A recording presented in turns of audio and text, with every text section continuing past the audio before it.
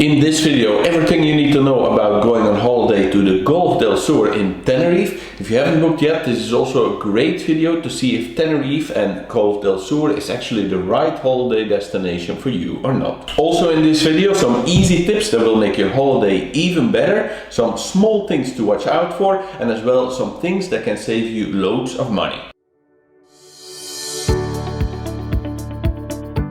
When it comes to beaches in the Golf del Sur, it's a bit slim pickings. There's one typical rocky pebble beach close to the harbor area. Here you will also find loads of restaurants and little snack places nearby. A bit further down, the new San Blas complex has a more developed beach in front of it. A nice wide sandy beach with sunbeds and a nice little beach bar. When I was last in Tenerife, this beach was just under development, so possibly will be extended even further in the coming years to a full-size sandy beach that would be a very welcome addition in this area.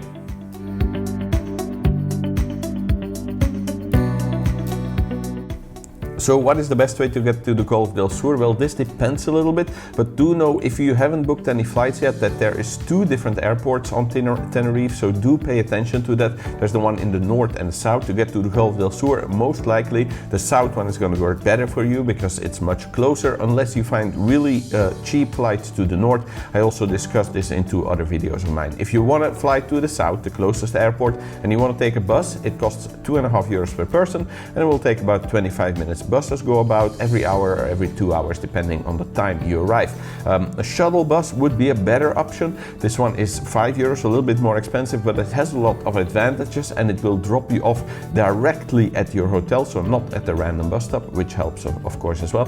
And a taxi is about €30 and it's about 15 minutes to get you there. In all these cases, I would advise booking in advance. The public bus you can just take at the airport, but if you want to take a shuttle, you can only do this by booking them in advance. And taxis, there's a lot of good reasons to book this in advance.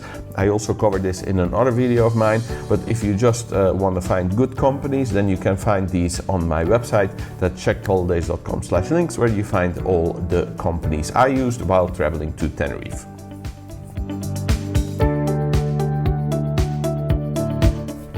Most of the nightlife you will find in the San Blas shopping area, but don't expect any clubs or discos. It's mostly a large selection of international bars. There's also some other bars spread over this area, but the Golf del Sur area is not about party or loud nightlife. It's more a place to relax and have a few drinks. When I was last in the Golf del Sur area, a lot of the hotels were being added, so pretty sure also the nightlife will be extended in this area over the coming years.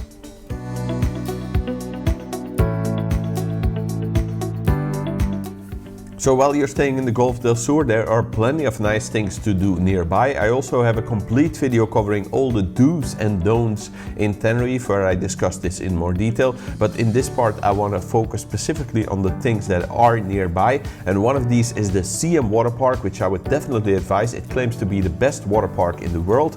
I cannot really say if this is true or not. I don't have all this information about it, but I have been to a lot of water parks in Spain, and this is definitely the nicest one I've been to. It's very clean, very well organized, and very much worth the money. And they also cap it at, I think it's about 8,000 visitors, so like you never have too long lines to wait. So I can definitely advise this. So another thing to do while staying in the Golf del Sur is to go up tide, but I would not advise this in the daytime. I think it's a little bit too busy and a bit too much mass tourism. I really didn't like it. If you go in the nighttime, however, do know it can get a little bit cold, so take some warm clothes with you, but you're gonna get an amazing view of all the stars. It's really unique. I've never seen anything like this before, and you might say like, I don't care about stars. Do go and have a look there. It's really amazing, and it's the only place in Europe really you can get this kind of view, for as far as I know. So Tenerife has loads of things to do all over the island, but one thing I would definitely advise is if you're staying in the Golf del Sur, you're staying kind of in a resort which is kind of central to everything, so it's not a very far drive anywhere, but you're still a little bit outside and away from everything. So I definitely advise you to get a car, which will definitely add to the value of your holiday. You can save loads of money by going to places yourself instead of always jumping on the bus. If you rent a car right in Tenerife, it's also one of the cheapest places to rent a car. You can get one fully covered with all-inclusive insurance, no hassle, no worries, for like 10 euros or 15 euros. Is really cheap. I would definitely advise it. If you want to have a look at the companies that I use while traveling, as well as a little bit of instructions of which companies to book with and how to book it, you can have a look on my website at checkedholidays.com/cars.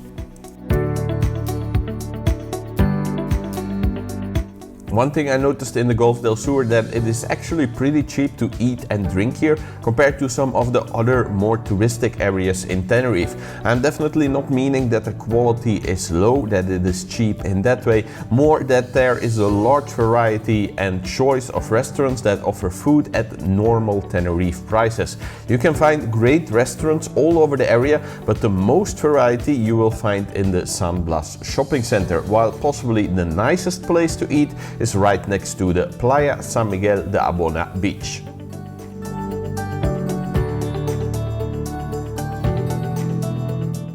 So Tenerife is a very nice place, but I do want to warn you about 3 quick things you want to watch out for. I covered this also in more detail in another video of mine with the do's and don'ts of Tenerife.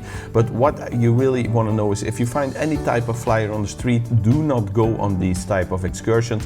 Most of the time there's some kind of hidden sale, or it can be related with timeshare, or there's upselling, or there's some kind of presentation. Do not do that. Book with someone you know and trust, either your hotel reception or a tour guide.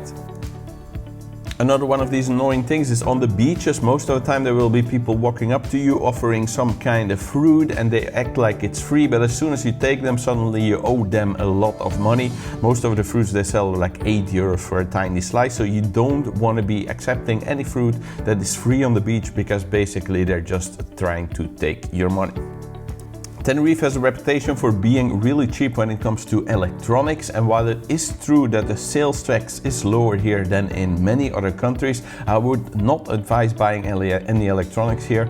In general, it isn't really that much cheaper. It's better to buy it at home, where you have a good guarantee. And also on the other side, there's loads of like dodgy companies who will play tricks on your like credit card. You can find all of this online. They will sell you fake brands, or they will do like weird upselling. Just in general, when you go to Tenerife, don't buy any electronics.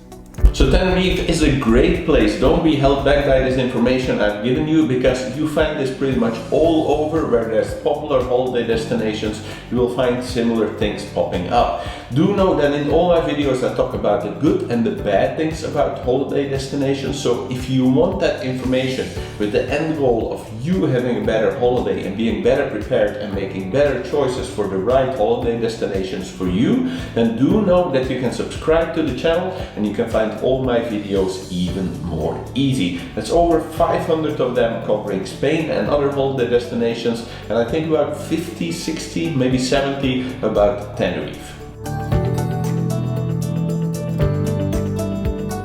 So when is the right time for you to be visiting the Golf del Sur in Tenerife? Well, know that Tenerife basically has only 2 different seasons. There's the winter season, which is November, December, January, February and March. And the average temperature, so not the highs or the lows, but the average temperature, the high average temperature is 21 degrees Celsius, and the low temperature is around 15 degrees Celsius, so very mild for this time of year anywhere in Europe.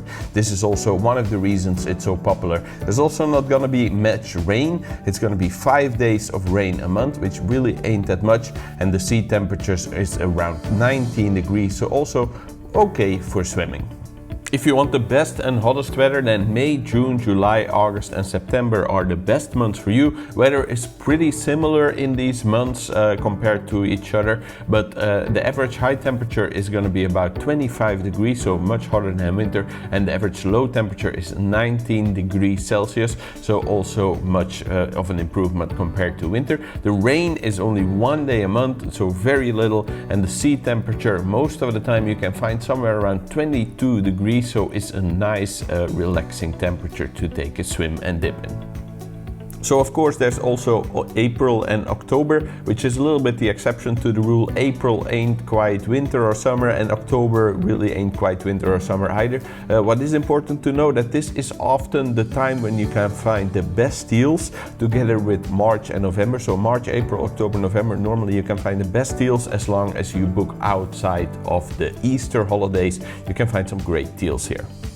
If you're not 100% sure if this is the right holiday destination for you, then do know you can have a look at this video where I cover all the holiday destinations in Tenerife. And if you already know that this is the right holiday destination for you, you can click here to go to the website, and there you can find a selection of the best hotels. And you can also instantly price compare them to see which one is the best one for you.